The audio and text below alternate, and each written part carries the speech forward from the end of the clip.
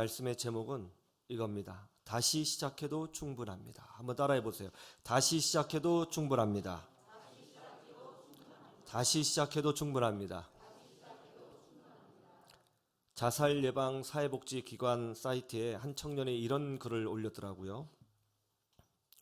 모든 것을 다 망쳤습니다. 영원히 잠들고 싶습니다. 제목이 너무 충격적이라 무슨 내용인가 하여 제가 꼼꼼히 읽어봤습니다. 이 청년은 대학을 졸업하고 바로 영국 유학길에 올랐다고 합니다. 그런데 유학 생활이 시작되자마자 코로나 사태가 터진 거예요. 그래서 좁은 방에서 비대면으로 수업을 들어야 했다고 합니다. 수업 내용도 잘 알아들을 수 없었고 좁은 방에서 모니터만 보고 공부를 하자니 답답해서 견딜 수가 없었습니다. 그런데 당시 경제적으로 매우 힘들어서 다른 외국인들과 함께 사는 어떤 공동주택에서 방 하나를 빌려서 생활하고 있었는데요. 이런 다른 외국인들과 자꾸 잦은 트러블이 났던 모양입니다. 그래서 결국 그들이 이 청년을 집단 따돌림을 했다고 해요. 코로나 사태가 금방 끝날 줄 알았는데 생각보다 길어졌습니다. 좁은 방에서 장시간 비대면으로 수업을 들어야 하고 또 같이 사는 외국인들과의 갈등 속에서 심리적으로 정서적으로 어려움을 경험하고 그리고 경제적으로 힘들고 결국 유학을 포기하고 한국으로 돌아오게 되었답니다. 한국에 오니까 부모님이 공무원 준비를 하라고 했습니다. 본인은 다시 유학을 갈 거라고 생각을 하고 전혀 준비를 하지 않았어요.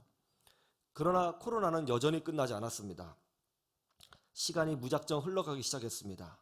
마음이 조급해졌습니다. 그러면서 분노가 치밀어 오르기 시작했어요. 특별히 자기를 괴롭힌 그 외국인들만 없었으면 버틸 수 있었을 텐데 이런 보상 심리가 마음에 채워지면서 분노가 걷잡을 수 없이 폭발하기 시작했습니다. 결국 정신과 치료를 받게 되었습니다. 약을 복용하자 정신이 몽롱해진 것을 느꼈습니다.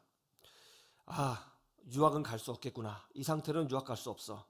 공무원 준비해야겠다 하고 공무원 준비를 하려고 하는데 정신이 몽롱해져서 뭔가에 집중을 할 수가 없더라는 거예요. 그렇게 시간이 계속 흘러갔습니다. 마음이 점점 더 조급해졌습니다. 자기 자신을 가만히 생각하는데 내가 선택을 잘못했어. 내가 내 인생을 망친 거야. 그런 생각이 들더라는 거예요. 하루는 기분 전환을 하기 위해서 가족들과 여행을 떠났는데 글쎄 여행 도중에 다리를 다쳐서 깁스를 하게 되었고 또 방에 들어가서 혼자 생활해야 하는 그런 상황에 처하게 되었다는 것입니다. 그런 과정에서 마음도 지치고 영혼도 피폐해지고 공부하는 패턴도 다 잊어버리게 되었다는 거예요. 자꾸 마음속에 드는 생각이 뭐냐면 내가 내 인생을 망쳤어. 내가 선택을 잘못해서 내 인생을 망친 거야. 이런 생각이 자꾸 들었다는 것이죠. 그러니까 인생이 허무해지고 공허해지고 의미 없게 느껴지고 어차피 망친 인생 열심히 살아봐야 소용이 없다. 그런 생각이 들었다는 거예요. 그러면서 영원히 잠들고 싶다. 그런 글을 올렸습니다. 사람들은 망쳤어. 다 망쳤어.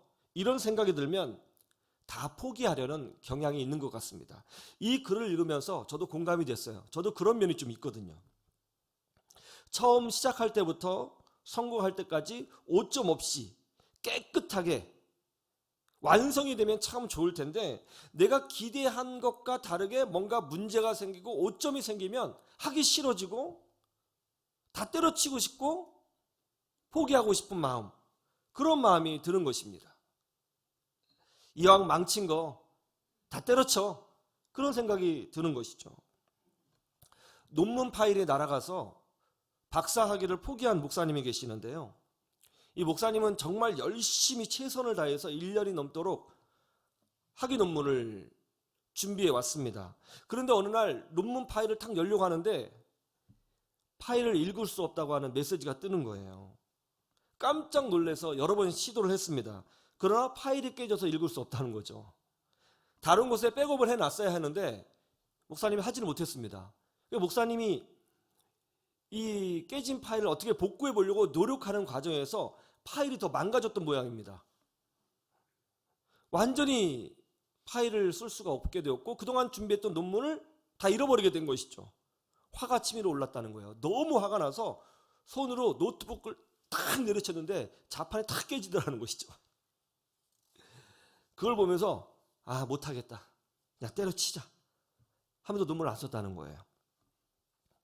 그 주변 친구 목사님들이 다시 시작해봐라 했더니 자기는 쳐다보기도 싫다, 못할 것 같다, 안 하겠다, 나는 능력이 없다, 하나님의 뜻이 아닌 것 같다, 그렇게 이야기하는 것을 들었습니다. 오늘 본문을 보면 모든 것을 망친 이스라엘 백성이 나옵니다. 아이성과의 전쟁에서 무참히 패배했습니다. 주변 여러 민족에게 조롱거리가 되었습니다. 하나님의 은혜로 젖과 꿀이 흐르는 땅 가나안 땅을 결점 없이 다 정복해야 되는데 결점을 남기고 말았습니다. 한 사람의 범죄 때문에 그렇게 된 것이죠. 이스라엘이 여리고성을 함락할 때의 일입니다. 하나님께서 이스라엘 백성에게 분명히 말씀하셨거든요. 여리고성을 점령하거든 그 안에 있는 전리품을 너희들이 취하지 말고 다 불살라 여호와께 드려라. 그런데 아간이라는 사람이 그 전리품 얼마를 훔쳤습니다.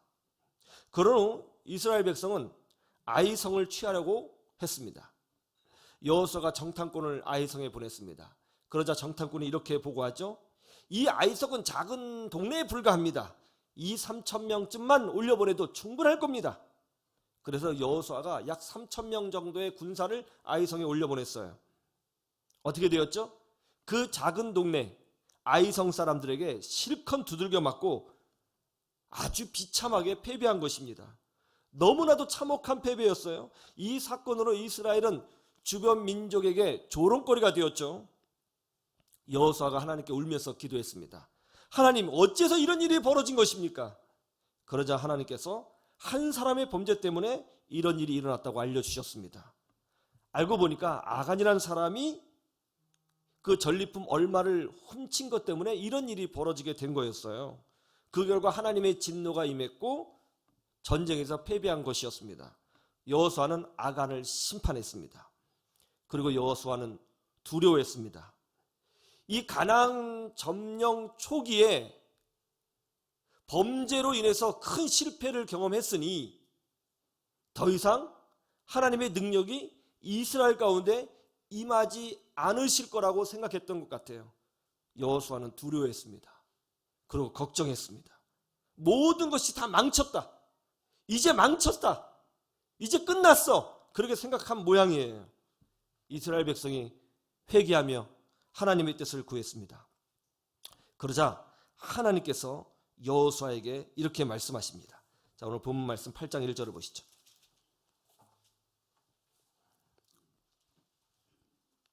8장 1절 다 같이 시작.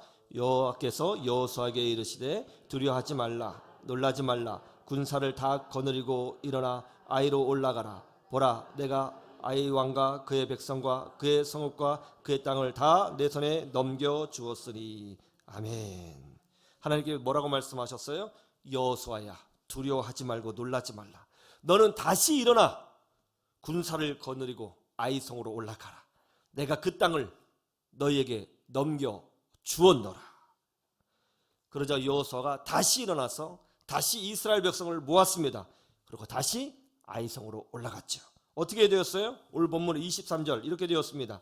볼까요? 23절 다 같이 시작. 아이 왕을 사로잡아 여호수아 앞으로 끌어왔더라. 왕을 잡았어요. 무슨 말이에요? 이 전쟁에서 승리했다는 것이죠. 여러분, 하나님은 실패한 자에게도 넘어진 자에게도 다시 시작할 기회와 힘을 주시는 하나님이시라는 것을 믿으시기를 주님의 이름으로 축원합니다. 우리는 이 땅에서 늘 넘어지죠. 늘 실패합니다. 참 이상한 건 말이죠. 사람이요, 문제를 풀 때 틀린 문제를 항상 또 틀리거든요. 실수한 문제는 또 실수하고요.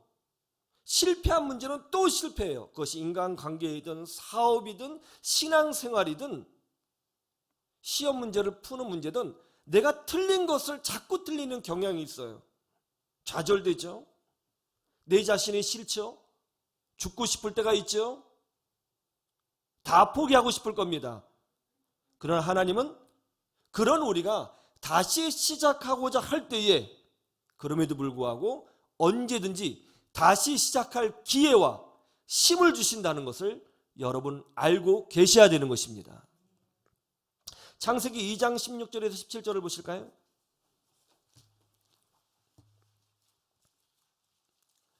2장 16절에서 17절.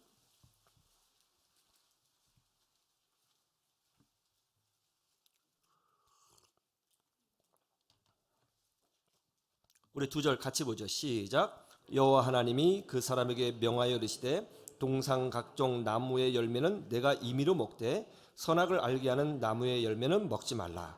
네가 먹는 날에는 반드시 죽으리라 하시니라. 하나님이 아담을 창조하셨습니다. 그런 다음에 뭐라고 명령하셨죠? 선악과를 먹지 말라고 명령하셨습니다. 먹으면 어떻게 된다고 하셨어요? 반드시 죽으리라. 어떻게 죽는다고요? 반드시 죽으리라. 옛날 성경에는 정령 죽으리라. 왜 선악과를 먹지 말라고 명령하셨을까요? 아담의 순종을 보기 위해서 그렇게 하신 것이죠. 이런 하나님의 요구에 아담은 예 주님 그렇게 하겠습니다 라고 약속했어요. 이제 선악과의 문제는 순종의 싸움이고 약속을 지키느냐 못 지키느냐의 싸움이 된 거예요. 선악과에 어떤 성분이 있느냐 이건 중요치 않아요. 순종하느냐 약속을 지키느냐 이 싸움이 된 것이죠. 그런데 어떻게 되었어요? 마귀가 아담과 여자를 유혹했습니다. 그래서 아담이 순종하지 못하고 선악과를 따먹게 되었습니다. 그러자 하나님과의 약속을 깨버리는 죄를 범하게 된 거예요. 자, 그러면 이제 아담과 여자는 어떻게 되어야 합니까? 하나님께서 뭐라고 말씀하셨어요? 반드시 죽으리라 하셨어요. 그러면 아담과 하와가 선악과를 따 먹는 순간 어떻게 돼야 돼요? 번갯불에 처맞아서 바로 즉사해야 합니다. 그렇죠? 그런데 어떻게 됐어요? 성경에 보니까 죽었어요, 안 죽었어요? 안 죽었다는 거예요. 오히려 죽어야 할 그 순간에 어떤 일이 벌어진 줄 아세요? 죽어야 할 그 순간에 하나님이 아담과 여자에게 영생을 약속하시고 회복을 약속하시고 구원을 약속하셨다는 거예요. 어떻게 해요? 여자의 몸에서 모든 시대에 창세부터 종말까지 모든 시대에 유일한 구원주이신 예수님 메시아 그 아들 그 씨를 보내주시겠다고 약속하신 거예요. 여자의 몸에서 오실 그분이 마귀의 머리통을 밟으실 겁니다. 그리고 죄의 문제를 해결하실 것입니다. 생명의 문제를 해결하실 거예요. 창세기 3장 15절 보세요.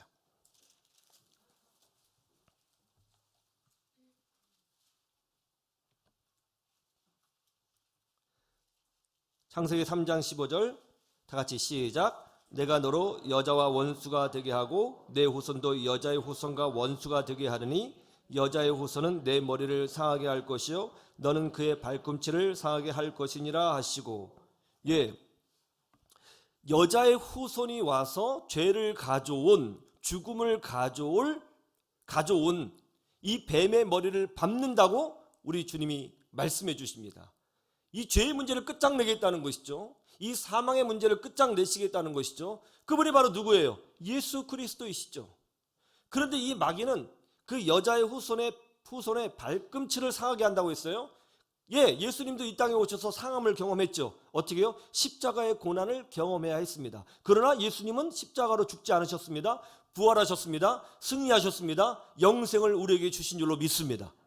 승리하셨죠. 선악과를 따먹으면 반드시 죽으리라. 그런데 우리 주님은 죽이지 아니하시고 기회를 주셨어요. 우리 여기서 우리 하나님의 놀라운 은혜가 나타납니다. 하나님은 실패한 자에게도 죄를 진 자에게도 넘어진 자에게도 언제든지 다시 시작할 기회를 주시는 그런 하나님이 되신다는 거예요. 우리 요한복음 21장도 똑같은 부분이 나옵니다. 한번 보시죠. 요한복음 21장 15절.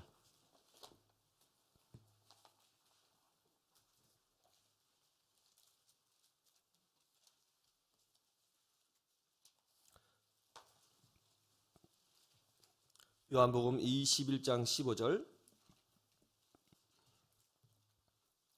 같이 볼까요? 시작. 그들이 조반 먹은 후에 예수께서 시몬 베드로에게 이르시되 요한의 아들 시몬아 내가 이 사람들보다 나를 더 사랑하느냐 하시니 이르시되 주님 그러하나이다. 내가 주님을 사랑하는 줄 주님께서 아시나이다.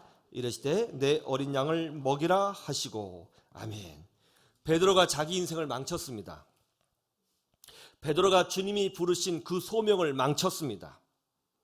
어떻게 망쳤어요? 예수님 면전에서 예수님을 욕하며 저주하면서 예수님을 모른다고 3번이나 부인한 거예요. 새벽닭이 울자 베드로는 자신이 모든 것을 망쳤다는 것을 깨달았습니다. 실망했습니다. 다시 고향으로 내려가 물고기를 잡는 어부가 되었습니다. 내가 모든 걸 망쳤어. 나 같은 놈이 무슨 자격이 있다고 목회를 해? 나 같은 놈이 무슨 자격이 있다고 사도의 역할을 감당하겠어? 난 다 망쳤어. 아무것도 할 수 없어. 난 자격이 없어. 그는 그렇게 자책하면서 물고기를 잡는 어부의 자리로 돌아갔습니다. 그런데 부활하신 예수님이 베드로를 찾아오셨죠. 바다에서 막 나온 베드로에게 아침 식사를 주시며 베드로에게 물으셨습니다. 베드로야, 너 나 사랑하니? 베드로가 이렇게 답변했죠. 예, 주님. 주님을 진심으로 사랑합니다. 그거 아시잖아요. 그러자 예수님이 이렇게 말씀하십니다. 내 어린 양을 먹이라. 내 어린 양을 먹이라? 이게 무슨 뜻이죠? 다시 목회해라. 너 자격 충분하다. 다시 일어나라. 너 할 수 있다. 다시 해봐라. 내가 도와줄게. 내 양들을 먹여라. 내 양들을 목회해라. 너 할 수 있어. 그렇게 말씀하시는 거잖아요. 주님은 실패한 자에게도 다시 시작할 힘을 주시고 모든 것을 망친 사람에게도 다시 시작할 힘을 주시는 분이신 것입니다. 그리고 다시 시작해도 충분해요. 늦지 않았어요. 왜요? 시간은 주님이 정하시는 거예요. 강원도 원주 문마급에 있는 드림교회 이야기를 읽고 제가 큰 감동을 받았습니다. 장순직 목사님은 1980년대 논밭으로 둘러싸인 황량한 땅을 빌려서 교회를 개척했습니다. 열심히 전도했습니다. 열심히 복음을 전했어요. 그러자 사람들이 1명, 2명 모여들기 시작했습니다.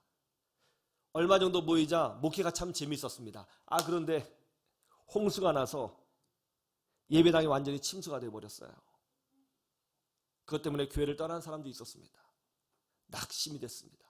열심히 기도하고 목회했는데 어떻게 이런 일이 일어나나. 그러나 목사님은 다시 해보자. 처음부터 다시 해보자 해서 예배당을 청소하고 기도하면서 전도지를 돌리면서 또 열심히 복음을 전하고 교회를 세우기 시작했습니다. 그리고 조금씩 교회는 다시 회복되었고 부흥되었습니다. 30년이라는 세월이 흘렀어요. 교회 개척 30주년을 맞이해서 예배당을 건축하게 되었습니다.